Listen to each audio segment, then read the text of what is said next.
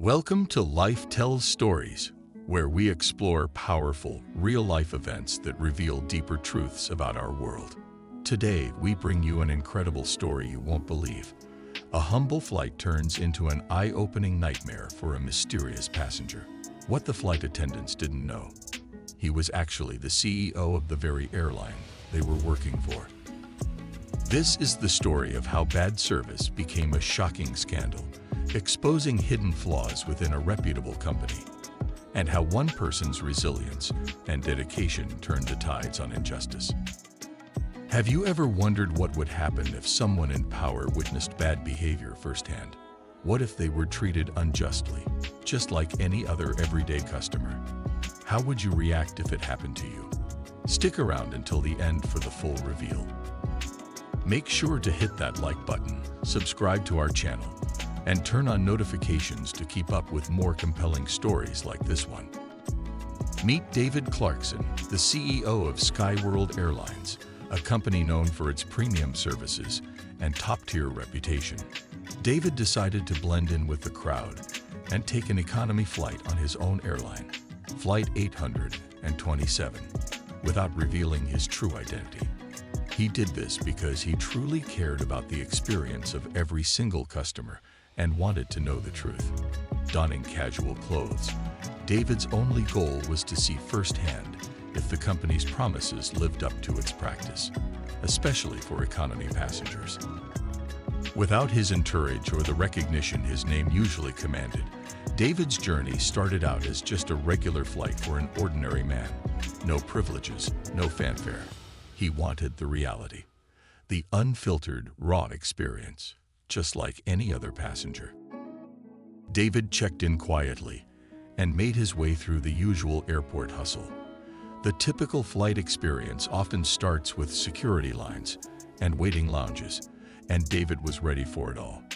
There was no expedited clearance, no special treatment, only the real experience that his customers had every time they chose SkyWorld. From check-in to boarding, he observed the mood of the airport, the attitudes of the staff, and how the processes worked for the common passenger. David took note of every small detail: the courtesy of the counter staff, the efficiency of baggage handling, and the security process. His primary objective was to understand his airline from the perspective of an everyday traveler, not as a CEO used to special treatment. When it was time to board, David took his place in line with the rest of the passengers, a man in casual attire without any particular aura of wealth or power. He noticed a few passing glances, but no one recognized him. The moment he stepped aboard the plane, he felt hopeful. He wanted this to be a success. SkyWorld Airlines had built a reputation for excellent customer service, and now was the time to put it to the test, from the perspective of someone who could easily be overlooked. From the very start, David's efforts to remain unnoticed didn't quite go as planned. The flight attendant, Lauren, immediately seemed suspicious.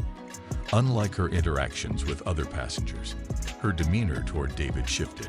Her tone was cold, her eyes narrowing as she questioned whether he was in the right seat.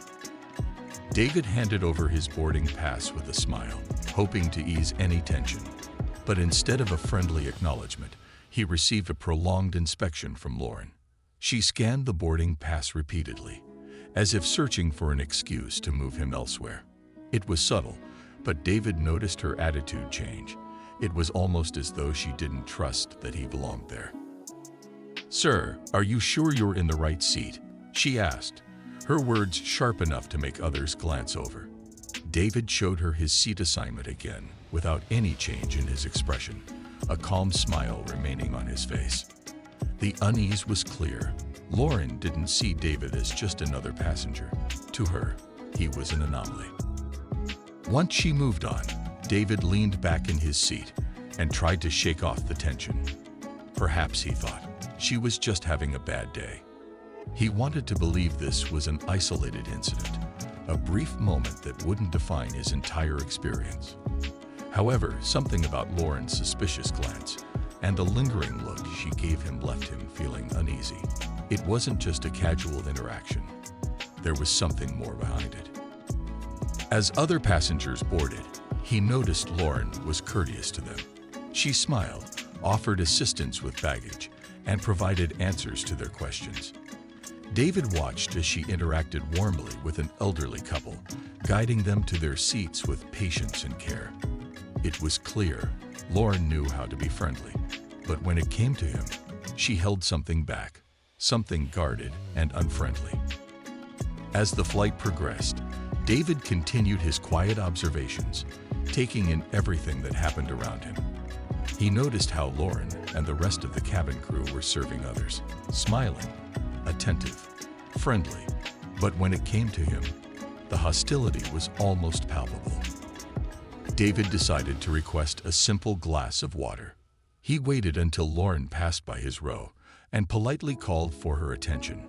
She stopped, looked him over as if weighing the decision to engage with him, and then said, "We'll get to you when we can, sir."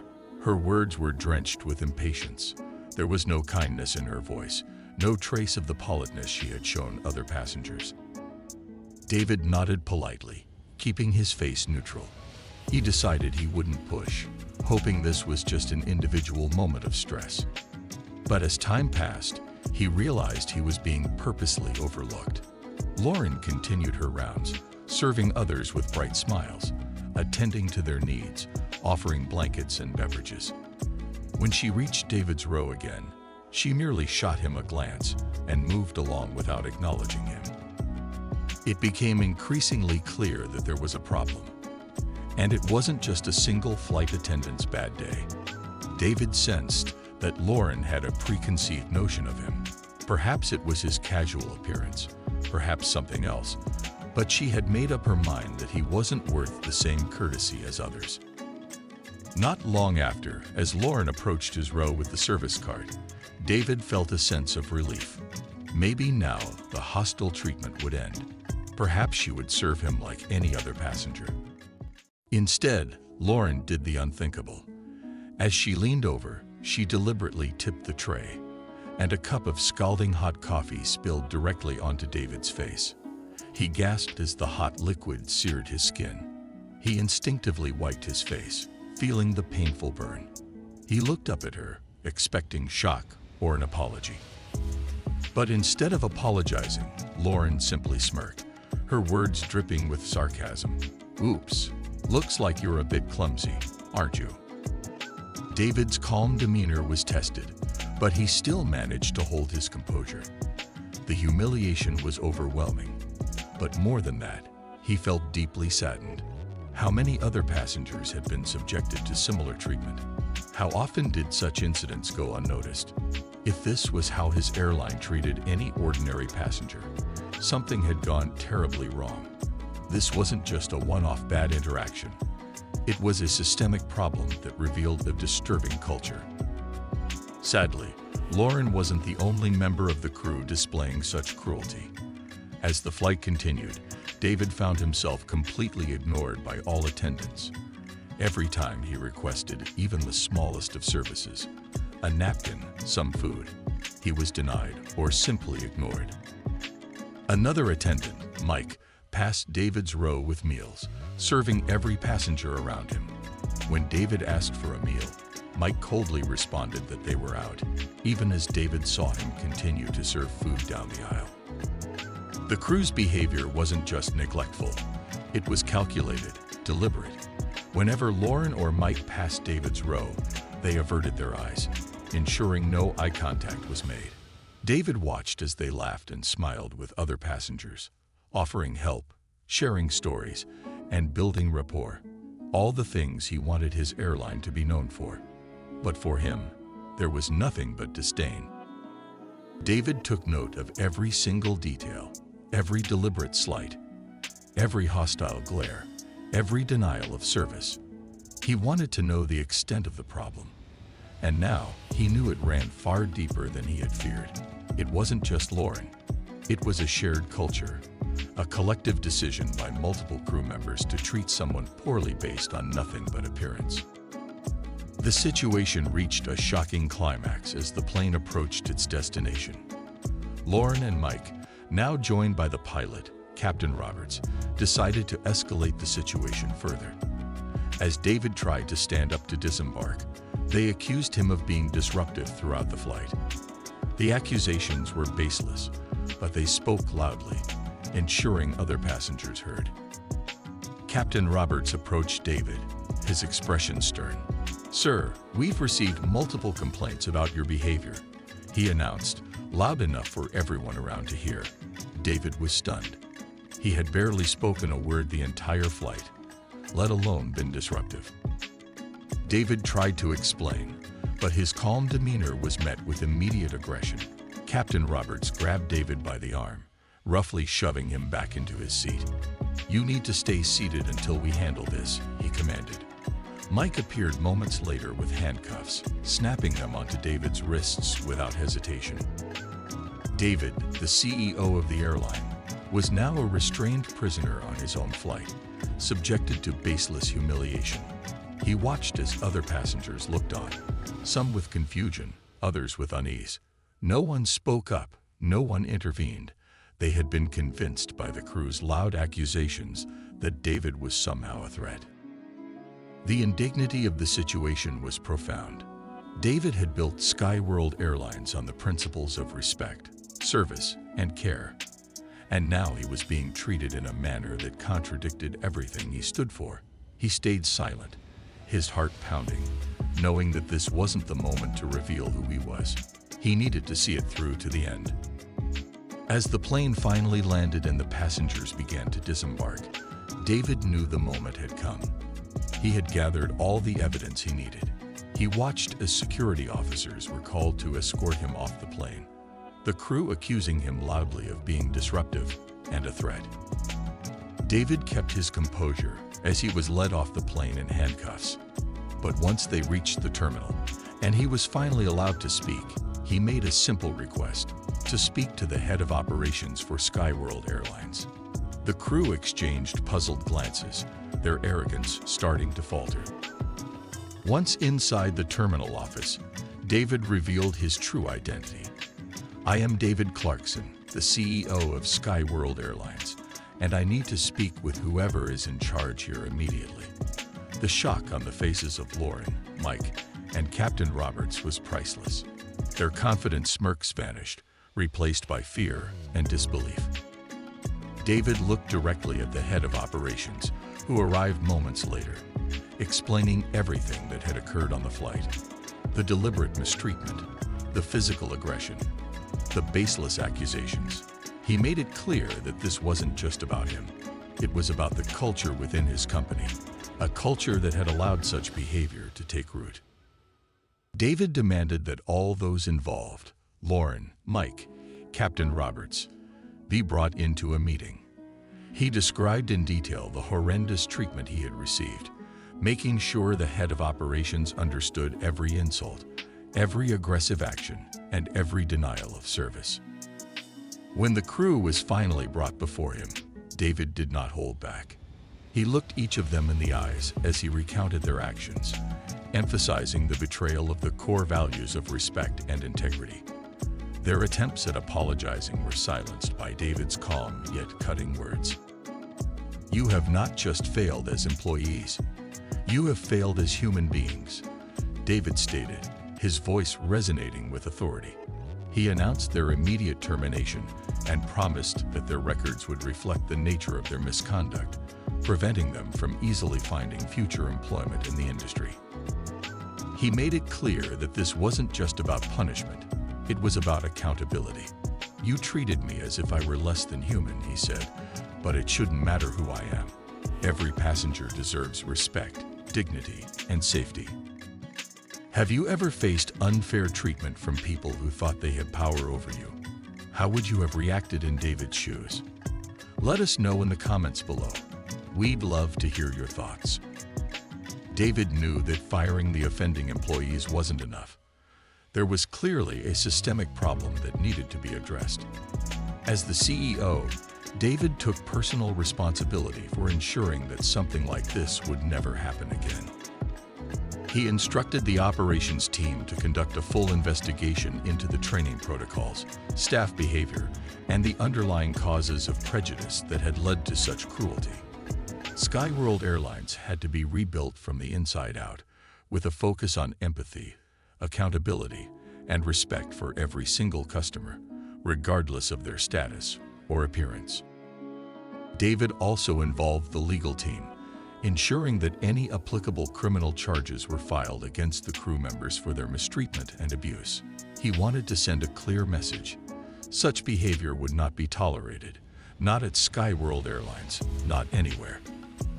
David's goal wasn't just to make an example out of those who mistreated him, but to create meaningful change across the entire airline. He planned to introduce new training programs that emphasized empathy and customer care. He decided to personally lead an initiative focused on hiring diverse staff and promoting a culture of kindness and inclusivity. In addition, David set up a direct line of communication for customers to report any misconduct or bad experiences directly to him and his executive team. It was a bold move, one that signaled his commitment to transparency and reform. He wanted every passenger to feel safe, respected, and valued when flying with Skyworld. David's experience was painful and humiliating, but it also lit a fire within him. He turned his suffering into determination, a determination to make Skyworld Airlines a company that truly valued every single person. He wanted every passenger to feel safe, respected, and valued. He knew this journey wouldn't be easy, and it would require significant changes, not just in training, but in the very culture of the company. But David was ready. He had faced the worst of human behavior and had come out stronger, ready to fight for what was right. Skyworld Airlines would become a symbol of respect, integrity, and accountability. David began hosting town hall meetings with his employees, openly discussing what had happened, why it had happened, and what they could all do to make sure it never happened again.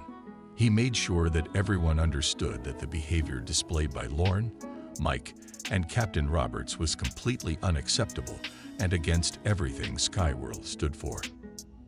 He also began collaborating with industry experts and consultants to ensure the changes he made were sustainable and impactful. He wanted Skyworld to be a leader in customer experience, not just for its luxury travelers, but for every single passenger, from economy to first class.